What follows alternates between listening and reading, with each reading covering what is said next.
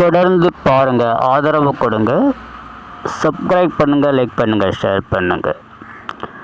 மீனாவோட நகையை மாற்றின விஷயத்தை கண்டுபிடிப்பதற்கு முத்துவும் மீனாவும் தீவிரமாக முயற்சி பண்ணுறாங்க. பிறந்தநாள் முடிந்து பாட்டி ஊருக்கு போனதுக்கப்புறம் முயற்சியில் ஈடுபடுறாங்க.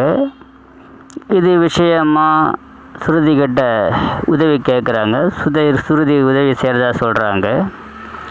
ரவியோட ரெஸ்டாரண்ட்டில் போய் உக்காந்து குரலை மாற்றி மனோஜை போட்டு வாங்குகிறாங்க. அதுலேருந்து தப்பிச்சு போயிடுறான். பிறகு ரவி இதெல்லாம் தேவையில்லாத வேலை வேணான்னு சொல்ல முத்து கோவப்படுறான்.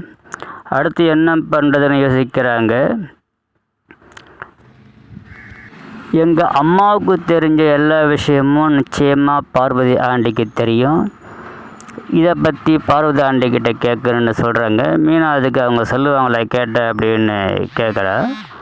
அதுக்கு முத்து சொல்கிறாரு, இல்லை அதுக்காக முயற்சி பண்ணுன்னு சொல்லி பார்வதியை பார்க்க போகிறாங்க. இதுமாரி பழம் விலை கம்மியாக காய்ச்சிச்சு, நிறையா வாங்கணும், அதனால் கொடுக்கலான்னு வந்ததும் அதனால் பார்க்க வந்ததாக சொல்கிறாங்க.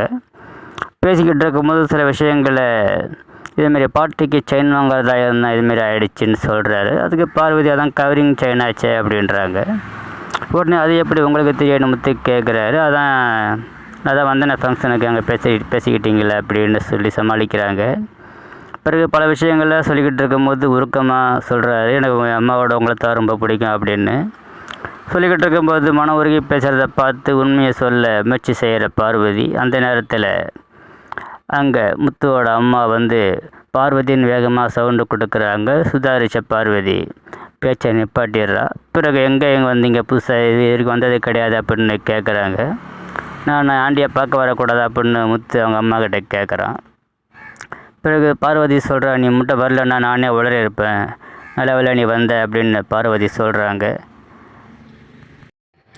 முத்து அடுத்த கட்டமாக மந்திரம் ப்ராக்டிஸ் பண்ணிட்டு மெத்தைக்கு வரான். அங்கே வந்து ஒரு இளஞ்சம்பழத்தோடு வந்து இதுமாரி இது வந்து ஒரு சக்தி வாய்ந்த சாமியார்கிட்டேருந்து மந்திரிச்சு வந்த பழம், இதை நாளைக்குள்ளே என் நகையை மாற்றினவங்களுடைய வாயெல்லாம் கோணிச்சிக்கும் அப்படின்னு நிறைய விஷயங்களை செஞ்சு காமிக்கிறாரு. அதை பார்த்த மனோஜும் விஜயாவும் மிரண்டு போயிருக்கிறாங்க.